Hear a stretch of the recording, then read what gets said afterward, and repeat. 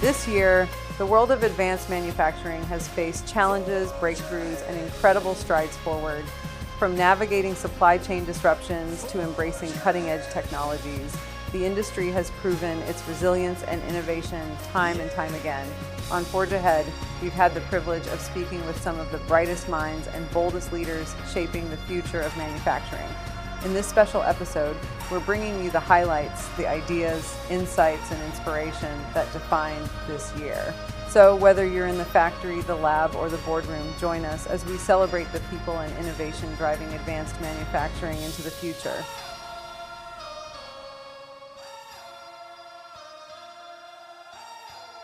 So Randy, I understand how the innovative models you're talking about with regard to how companies now can gain competitive advantage in manufacturing, supply chain operations. I get how what you do and what you're suggesting can help with focus. I get how it can help with cost reduction. How does it help with innovation, the other key to staying competitive these days? Most competitive companies are always experimenting. They have trial projects, they have pilot projects. And that's where we've been able to really, scratch an itch for many of our customers. Two stories I think of is one in the food and beverage industry of being able to plug into part of the supply chain for a number of years with a client and help them deliver products and services to their outlets in key distribution areas. And our client had no idea whether this innovation would work. And the last thing that they wanted to do was distract their own employees or hire full-time employees to come in and manage this. And when the project didn't work, then what are they going to do with them? And so to be able to come in and pilot projects like this for companies and say, could we bring someone in and they could run the whole project? And one other story with a tractor manufacturer who had a new pilot project of a new tractor, and they had no idea whether it would be successful. And so we set up a building off-site from their manufacturing plant, and we assembled the tractor for them for 3 years and distributed it to all of their dealers across the country. And they would have had to bring people out of the plant to do it, or they would have to take this tractor and put it inside a current plant. But to do that, they're making a long-term commitment, right? So this was a way to use a partner to say, let's let our partner run the pilot project for 2 years, or as it turned out to be 3 years. And then ultimately the project was successful, the product did sell, and they incorporated it into their main operation. So to me, that part of their innovation, we're able to come alongside someone and enable that innovation, if you would, and help the speed to market and the difficulty of getting to the market be a lot less. Mm-hmm. We have to make sure that we're training and continuing to develop people, because there was, for a period of time, a notion of, well, what if I train them and they leave? Well, what if we don't train them and they stay? So, with that, it is very important to have a robust training program, and there's a lot of great manufacturers out there that have wonderful stories of individuals that came in an entry-level position and they voiced their ambition to grow, and the company listened and supported that. And there's a gentleman that works for us at one of our manufacturing clients who came in an entry-level role, and now he's a general manager of that operation. And it's a phenomenal story to tell. So I do think that the training is something that we must focus on, because we are going to have people that are sticking around longer than they did before. What was the time frame they needed to fill them, and what were the credentials they require to fill them? And most of these, the occupations that manufacturers need to focus on are technician positions, and they need to fill them in about 3 months. Okay. So, we're used to hearing like 3 days, so it feels well, that's a little bit more breathing room, right? But yet more skill. So And having come from the education side prior to GAM, that's one strength I will say that I feel like I was kind of able to bring to the table. I know the routes, the pathways available to meet both immediate and long-term needs. And so in reality, a lot of employers partner with their local colleges on the credit side. So these are, your diplomas, degrees, 2-year and 4-year degrees that quite frankly, manufacturers can't wait that long to fill positions. So there's also a side of, the education system primarily at the post-secondary that's non-credit where customized training can be delivered. And that's training that's focused on an employer's exact competencies they need to fill a specific role on their time frame, administer at a convenient location, etc. We have to have relationships with the people who do the work, or we don't get the right to make the tires, the cars, or the airplanes. We don't get the right to sell the groceries or put stuff on boxes and trucks that go to, to where they're be delivered. We don't get the right to do that unless we've got relationships with the people first. Trusting, dignified, respectful relationships. Those are the 3 things. And then so similar, but whether you're leading one person or 1,000 or 10,000, what's the biggest thing they can do that makes an impact for their people every day? The one person they lead or the thousands? Yeah, I would say know their names. Because today many supervisors have spans of control that are large and unwieldy, but the most important word in anybody's vocabulary is their name, no matter what their language is, it's their name. And then once you know their name, you have to be able to write 150 words about each and every one of your associates.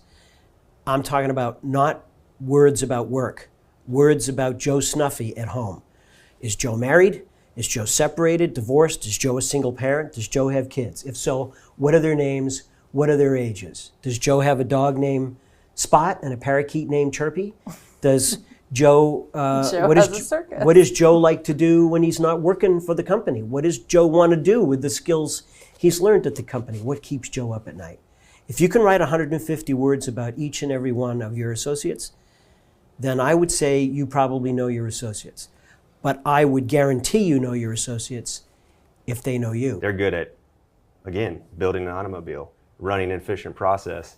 And what we find is that many of our customers bring us in to help with not only that flexibility, but also to have a focus on a very core operation in building a culture and caring for the workforce, but also bringing in this non-core operation of recruiting and bringing in that talent, maybe even in a downturn, maybe even in a time of collapse.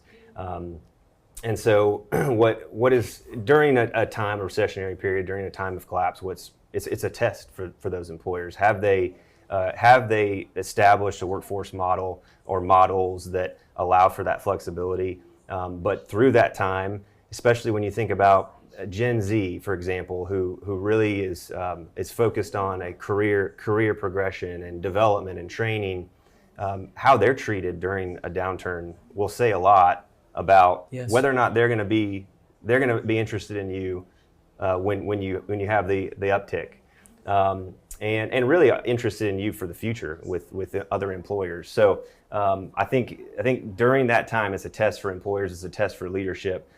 Do you have the right models, but also do you have the right partners who are focused on the culture and limiting the chaos for that workforce during that maybe that period of business chaos? So I know that a project, it is internal to MAU that you've been very passionate about is this concept of a talent flywheel. And my understanding is that's really just about the customer experience you guys are driving, particularly for recruiting people from the time they see MAU's name or the customer that MAU works with, all the way through how they're onboarded and what their experience is as an employee. Tell me a little bit about that. Why are you so passionate about it, and what impact does that have? Yeah. Well, it's not perfect, and we're not done yet. I think it's a living and breathing process, the flywheel concept. And so maybe to back up, I was at a conference with a colleague of mine, and we heard about this concept, and it's been talked about and from leaders across other organizations. But this idea of a flywheel is that you build a focused approach on whatever you're talking about. In this case, we're talking about our talent. We're talking about candidates and job seekers, associates, and the idea is that it builds momentum. If you have a focus and an intentionality about it, it builds momentum, and it really over time helps you grow more rapidly and develop that focus more rapidly. And so when we think about the focus of our talent, we're talking about applicants, which then become candidates, which then become associates, and then hopefully they become alumni. They've been converted to an employer, a customer of ours. I'm passionate about it because at the end of the day, having this process established and defined for MAU is so critical for every stakeholder in the organization. Randy, if I'm a senior business person, what would be an example or a story you could share with me that would help me really understand and maybe even motivate me to want to let go of the reins when it comes to the non-core critical tasks? Yeah, great question, Andrew. And let me first say, it's a crawl for most people, but it's a deliberate crawl. Like someone starts with a curiosity, you might be hearing this story and say, I'm curious what this would look like for our company. And there was one of our long-term clients who was just a good staffing client. They always had lots of our contract workers there. And I always wondered why they spent so much time on things that were not important to them. And they paid a lot of money for those things too. All right, it had nothing to do with their product. And we started talking with them and just trying to ask for opportunity to say, could we try to do this for you? And so we started with this customer and just started in one little area, one little box, if you would, in their plant, and started managing finished product and putting it in special boxes and things. It was something that no one wanted to do. And yet they had full-time employees in there. They were paying a lot of money and benefits to do these things. And so we took a step into that world with them. And we started measuring things about every step in the process and established KPIs for those things. Well, that was the slow crawl, right? We started there. And then you fast forward 5 years later, and I'm talking to the plant manager of that plant, one of the largest plants for this company in all of North America, about 3,000 employees. And I asked him, I said, what has MAU done for you? And he said, Randy, and we were sitting in a big conference room, and he said, every morning at 7 o'clock in the morning, I used to have 14 people sitting around this table. 14 report outs about what happened on the shift before, what were we going to do on this shift, and what were we going to do on second shift. He said, now I sit in that meeting at 7 o'clock, and there are 7 people. And those other 7 people are sitting in your meeting in the plant. And they're talking about how to drive improvements in all those areas, and that's 100% of their focus.